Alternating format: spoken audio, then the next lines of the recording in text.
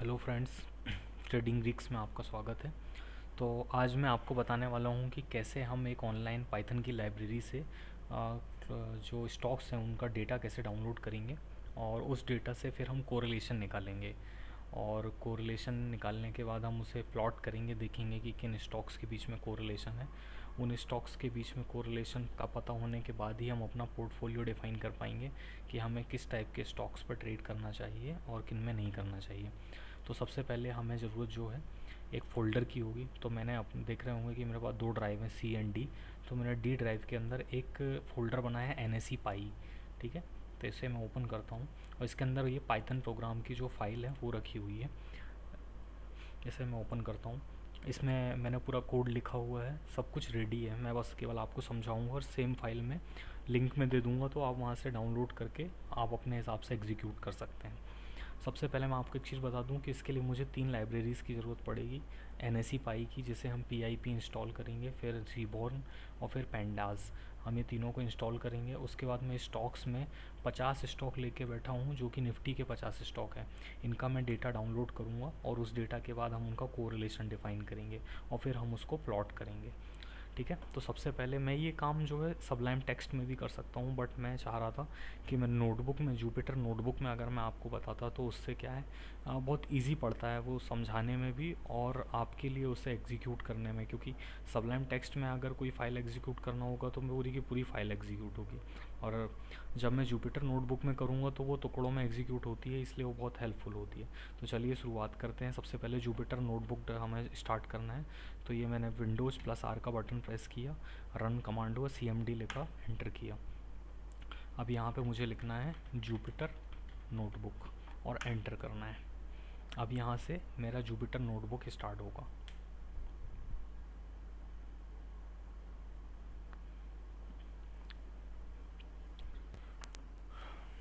और ये देखिए, ये मेरा जुपिटर नोटबुक स्टार्ट हो चुका है। अब मुझे यहाँ पे जाना है न्यू में और पाइथन 3 का कर्नल यूज़ करना है।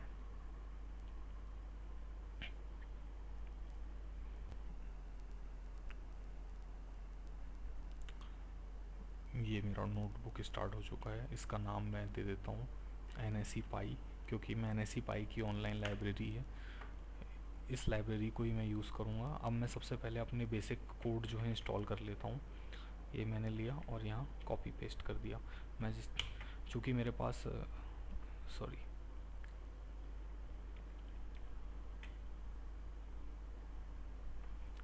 ये अलग अलग होंगे। हाँ, तो सबसे पहले PIP इंस्टॉल NSE पाई मेरे पास ऑलरेडी इंस्टॉल है, बट आपको फर्स्ट टाइम इंस्टॉल करना है तो आप इस तरीके से क्लिक करेंगे। देखिए मेरे पास ऑलरेडी इंस्टॉल है। उसके बाद मुझे दूसरा सीबॉर्न जो है वो प्लॉट्स के लिए होती है, तो ये मैंने दूसरी लाइब्रेरी को इंस्टॉल करा। ये भी ऑलरेडी इंस्टॉल है मेरे सिस्टम में। ये देखिए, अब मेरी तीसरी लाइब्रेरी जो है पेंडास की, ये मैंने क्लिक करा। आपको पता है ना कि आप चाहें तो शिफ्ट प्लस एंटर की बटन प्रेस करके एग्जीक्यूट कर सकते हैं। अदरवाइज़ चाहें तो आप ये जो रन बटन दिख रहा है यहाँ पे अपना कमांड लिखने के बाद यहाँ पे आप लिखेंगे तो एग्जीक्यूट हो जाएगा। ठीक है, अब मैं इनको इंपोर्ट कर लेता हूँ। तो मैं ये पूरा कॉपी कर रहा हूँ यहाँ से, ये जो प्रोग्राम मैंने लिखा हुआ है ये मैंने लिख लिया। अब यहाँ पे मैंने NSE की लाइब्रेरी बुलाई है, उसमें से गेट हिस्ट्री चाहिए मुझे ताकि मैं डेटा डाउनलोड कर सकूँ। फिर मैंने डेट टाइम लिया है, क्योंकि डेट्स यहाँ से डिफ़ाइन होती है। और फिर पेंडास से मैं डेटा फ्रेम लूँगा। तो ये स्टॉक की लिस्ट है और इसमें 50 स्टॉक है, निफ्टी 50 के ये 50 स्टॉक हैं। ठीक है, और हम कैश का डेटा डाउनलोड करेंगे। अब यहाँ पे मैंने इसको लूप पे लगाया है और उसके बाद एक डायरेक्टरी डिफ़ाइन करी है। अब चूँकि मेरी डायरेक्टरी डी आ रही है, आप देखेंगे ये जो है डी है, ये डी डायरेक्टरी है मेरी, और इसके अंदर पे NSE पाई नाम का फ़ोल्डर है। ठीक है, इस फोल्डर के अंदर ही मैं पूरी फाइल रखूँगा, जितनी भी डाउनलोड होंगी वो फाइल। तो मैंने पाथ दिया, फाइल का नाम, और CSV फॉर्मेट में वो आएंगी। अब मुझे डेटा कब से कब चाहिए, तो मैं चाह रहा था मैं 2019 1/1 से लेके एंड 23 तारीख तक का, 23 अप्रैल तक का डेटा मैं लूँ। और अब मैं इसे हटा देता हूँ। ठीक है, अब इस तरीके से जब मैं इसे रन करता हूँ, मैं या तो शिफ्ट या और एंटर प्रेस करूँगा तो भी ये रन होगा। अदरवाइज़ ये सिलेक्ट करने के बाद मुझे रन पे क्लिक करना है। तो ये मैंने रन पे क्लिक कर दिया। अब आप देखेंगे यहाँ पे ये एग्जीक्यूट अभी होने वाला है। ये देखिए जैसे से यहाँ एग्जीक्यूट होगा ये यहाँ पे फाइल्स बनना स्टार्ट हो गई हैं और इसमें पर्टिकुलर रेंज से डेटा है। ये पूरी की पूरी 50 फाइल बनकर रेडी होंगी। देखिए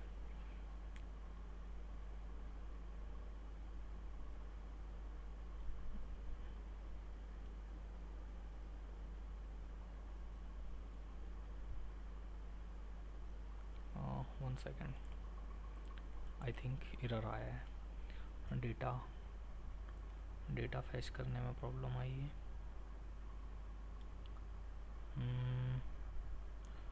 ऑब्जेक्ट हैज़ नो रिजल्ट।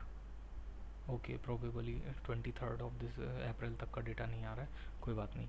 अब इस सिचुएशन में क्या करना है, आपका प्रोग्राम यहाँ पे देखिए ये दिख रहा है कर्नल अभी बिज़ी नहीं है। अगर ये बिज़ी होता है तो यहाँ पे ब्लैक का साइन बनता है, देखिएगा ये अगर ये बिज़ी होगा तो ये ब्लैक का साइन बनेगा। ये बिज़ी नहीं है, इसका मतलब अब मुझे इस सिचुएशन में क्या करना होगा, मुझे इस सिचुएशन में कुछ नहीं करना है, आपको सिंपली यहाँ कर्नल पे जाना है, रिस्टार्ट एंड क्लियर आउटपुट पे क्लिक करना है। ये मैंने किया और स्टार्ट एंड क्लियर आउटपुट पे क्लिक कर दिया। ये पूरा का पूरा जो आउटपुट डेटा है ये सब ख़त्म हो जाएगा। आपकी जो लाइब्रेरीज इंस्टॉल है अब वो नहीं हटेंगी। अब मैं इनको डिलीट कर देता हूँ। इनको मैंने सेलेक्ट किया और डी बटन को मैं 2 बार प्रेस करूँगा तो डिलीट हो जाएंगे। ये मैंने 2 बार प्रेस किया, ये डिलीट हो गए। यहाँ पे डेटा में प्रॉब्लम ये आ रही है कि हो सकता है डेट का मिसमैच हो रहा हो, इसलिए मैं 20 अप्रैल तक का डेटा मैं लेना चाहूँगा। तो मैं 20 अप्रैल तक का डेटा मैं ले रहा हूँ, ठीक है। और अब मुझे यहाँ पर ऑलरेडी जो फाइल बन गई इन्हें मैं डिलीट कर देता हूँ ताकि फ्रेश फाइल बन के रेडी होंगी। ये मैंने फ़ाइल डिलीट कर दी। अब मैं इसे फिर से रन करता हूँ। अब चूँकि पहले से ही मेरी लाइब्रेरी इंस्टॉल है इसलिए मुझे अब दोबारा इंस्टॉल करने की ज़रूरत नहीं, बस मैं अपना कोड रन करता हूँ, देखते हैं।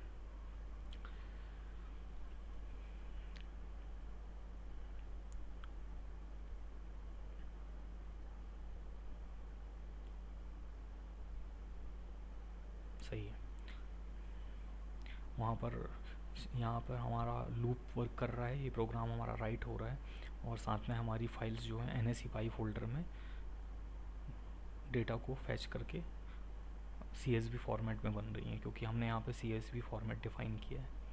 वैसे हमेशा कोशिश करिए कि CSV फॉर्मेट, क्योंकि ये बहुत लाइट होता है तो इसे एग्जीक्यूट करने में ज़्यादा प्रॉब्लम नहीं होती है। और ये आपके सिस्टम की स्पीड के ऊपर भी डिपेंड करता है कि क्या स्पीड है। हम इस पूरे प्रोग्राम के एग्जीक्यूशन का टाइम भी डिफ़ाइन कर सकते हैं। उसके लिए हमें टाइम क्लॉक जो फंक्शन होता है पाइथन का उसे यूज़ करना होता है कि टोटल कितना टाइम लगा हमें पर्टिकुलर टास्क को शुरुआत से लेके एंड तक आने में। अभी देखिए आप नीचे यहाँ 29-30 फाइल्स कंप्लीट हो रही हैं, 32।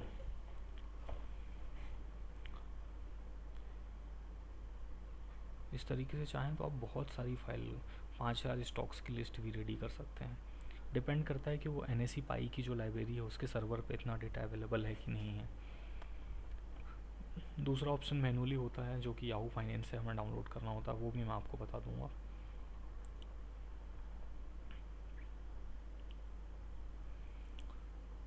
जब तक 45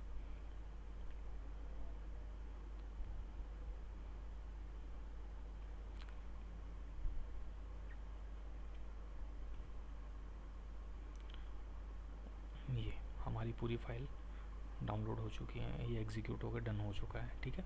तो ये हमारी 51 फाइल्स हैं। 51 फाइल्स इसलिए क्योंकि 50 तो ये स्टॉक्स हैं और साथ में एक जो है NSEPy की फ़ाइल थी जिसमें मैंने अपना प्रोग्राम लिख के रखा हुआ था, जिसको मैंने सबलाइम टेक्स्ट में ओपन करके रखा है। अब ये फ़ाइल हमने डाउनलोड कर ली। अब मैं चाहता हूँ कि इन फाइल्स को मर्ज करके एक सिंगल फाइल बने जिसमें केवल इन पूरे स्टॉक्स की एक सिंगल फाइल बनेगी, जिसमें केवल डेट होगा और सभी स्टॉक की क्लोजिंग प्राइस होगी, ठीक है। और फिर हम उसका कोरिलेशन निकालेंगे। तो उसके लिए जो प्रोग्राम लिखा हुआ है मैंने यहाँ पर भी लिखा, मैं पूरा का पूरा ये कॉपी कर लेता हूँ। ये मैंने कॉपी किया और ये दूसरी वाली इस पर प्रेस करिए। अब देखिए मैंने एक डेटा फ्रेम बनाया है, उसकी वैल्यू भी नन रखी क्योंकि अभी वो बनानी है। फिर मैं क्या कर रहा हूँ, फॉर जे इन स्टॉक, मैं इस स्टॉक पे लूप दे रहा हूँ।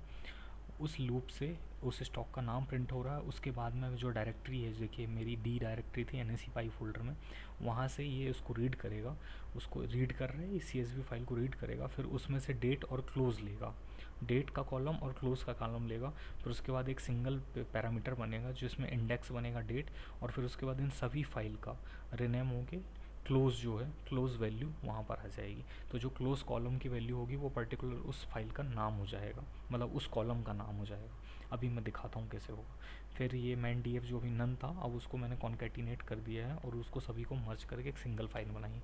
अब वो सिंगल फाइल को मैं पियर्सन का जो कोरिलेशन होता है मेथड, उसको उससे वैल्यू निकाल रहा हूँ, और फिर इस कोरिलेशन की फ़ाइल को मैं correlation.csv नाम से उसी डायरेक्टरी में सेव कर रहा हूँ, और फिर सेम मर्ज फाइल को भी मैं उसी डायरेक्टरी में सेव करूँगा। तो मैं इस प्रोग्राम को रन करता हूँ। ये मैंने रन किया, ये पूरे स्टॉक्स की एक सिंगल फाइल बन रही है, ये पूरा डेटा एक सिंगल फाइल पे मर्ज हुआ और ये फाइल रेडी हो चुकी है। अब मैं ओपन करता हूँ वो फाइल। तो मैंने दो फाइल बनाई थी, एक कोरिलेशन नाम से और एक कंबाइंड नाम से। ये देखिए मेरी दोनों फाइल ओपन हो चुकी। मैं सबसे पहले कंबाइंड की ओपन करता हूँ।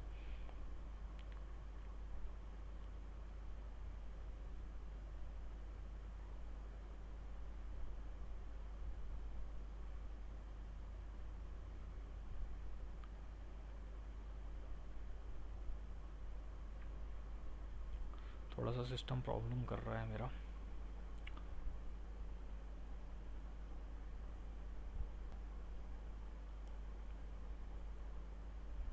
ये देखिए ये पूरा का पूरा डेटा मेरा इस फाइल पे आ चुका है। अब मैं इसको फिट कर लेता हूँ। Format, height and width. ये देखिए पर्टिकुलर स्टॉक है और उसका स्टॉक है, जबकि प्राइस जो है क्लोज डली हुई है। तो इस तरीके से सभी पूरे के पूरे 50 स्टॉक की क्लोजिंग प्राइस कॉलम वाइज और डेट वाइज इंडेक्स बना हुआ है, और ये फाइल मेरी रेडी हो चुकी है। अब मैं इस फाइल को बंद कर देता हूँ। अब मैं कोरिलेशन वाली फ़ाइल को ओपन करता हूँ। ये मैंने कोरिलेशन की फ़ाइल ओपन करी। ये कोरिलेशन की फ़ाइल उन 50 स्टॉक्स के बीच का कोरिलेशन मुझे बता देगी एक सिंगल फाइल में। मतलब हमने बहुत बड़ा ऑपरेशन, जिसको अगर हम मैनुअली करने जाते तो बहुत टाइम लग सकता था, हमने बहुत ईजिली कर लिया है। अब मैं लेता हूँ और ये मैंने पूरा सेलेक्ट कर लिया, पूरी फाइल को मैंने यहाँ सेलेक्ट किया। एक कंडीशनल मैं हाईलाइट ग्रेटर देन करता हूँ। मैं ग्रेटर देन मुझे चाहिए है ग्रीन का। तो अब ये देखते हैं कि किस में कितना ज़्यादा कोरिलेशन है। मैं देखिए कोरिलेशन अगर 6 के ऊपर भी है तो फिर भी हमारे लिए रिस्क जो है बढ़ जाती है।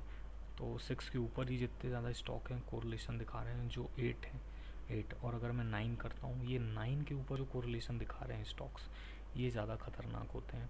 इनको एक ही पोर्टफोलियो में नहीं रखना चाहिए, क्योंकि एक ही पोर्टफोलियो में रहेंगे तो वहाँ रिस्क डाइवर्जेंस नहीं होगा। इंडस बैंक का देखिए, इंडस बैंक का कोरिलेशन IOC के साथ कितना अच्छा है, एक्सिस बैंक के साथ कितना अच्छा है इंडस बैंक का, क्योंकि ये बैंक है ना, इसलिए बैंक का बैंक के साथ हो रहा है। बट पेट्रोलियम सेक्टर में वो इसी IOC आ रहा है, उसके साथ भी हो रहा है। इस तरीके से होता है।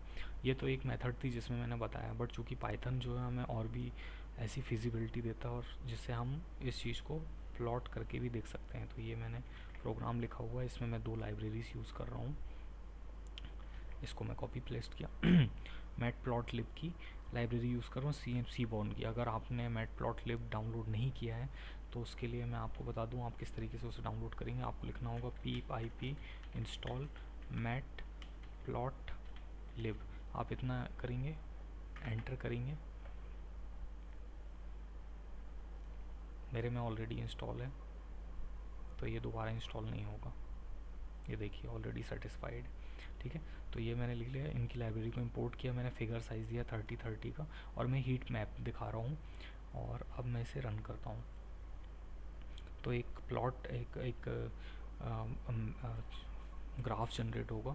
वो हीट मैप होता है, वो हीट मैप मुझे दिखाएगा कि किस तरीके से इनके बीच में कोरिलेशन है। तो वो पिक्चर में होता है एक्चुअल में। तो उसको मैं अपने ब्राउज़र में ओपन करके देख लूँगा।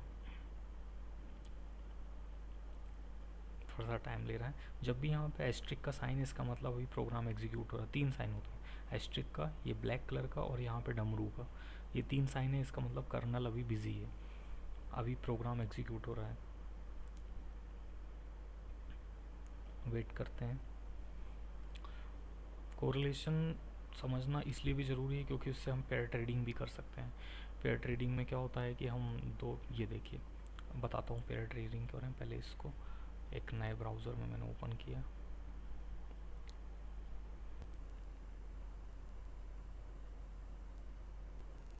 ये देखिए इतना प्यारा चार्ट ये सीबोन लाइब्रेरी ने हमें दिया है। इसको जूम करके देखेंगे तो आपको बहुत अच्छे, हमने इंडस बैंक का देखा था, इंडस बैंक का ये 0.90 एक्सिस बैंक के साथ था। एक्सिस बैंक ये वाला एक्सिस बैंक है, ये इंडस बैंक का एक्सिस बैंक के साथ में 0.90 था। तो ये इस तरीके से काम आता है। इसे आप चाहें तो सेव भी कर सकते हैं। तो इसे मैं बंद कर देता हूँ। ये जो कोड है, इस कोड को और इस फाइल को मैं आपको लिंक में दे दूँगा, आप वहाँ से डाउनलोड कर लीजिएगा और अपने हिसाब से आप स्क्रिप्ट का नाम चेंज करके वर्क कर सकते हैं। अगर कोई डाउट आता है तो आप मुझे कमेंट में ज़रूर बताइएगा। दूसरी चीज़ जो मैं आपको बताना चाहता था कि किस तरीके से आप याहू फाइनेंस का यूज़ कर सकते हैं। तो यहाँ पे मैं जाता हूँ infinance.yahoo।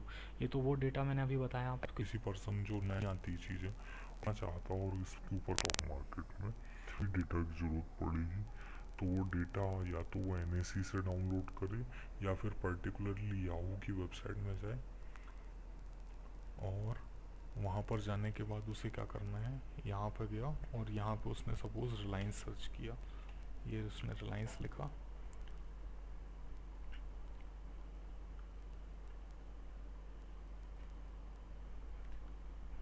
ये रिलायंस इंडस्ट्रीज़ NSE, इस पर मैंने क्लिक करा। अब एक नया पेज ओपन होगा। इस नए पेज में जाने के बाद आपको क्या करना है, यहाँ हिस्टोरिकल डेटा जो दिख रहा है इस पर क्लिक करना है। इसमें हिस्टोरिकल डेटा में क्लिक करने के बाद आपको डेटा की फ्रिक्वेंसी जो है वो डेली चाहिए है, आपको हिस्टोरिकल प्राइसेस चाहिए है और उसके बाद में कितने साल का चाहिए, मैक्स चाहिए। तो मैक्स में तो 1956 से बता रहा है, हाँ क्योंकि लेकिन वो इतने पुरानी रजिस्टर्ड नहीं थी।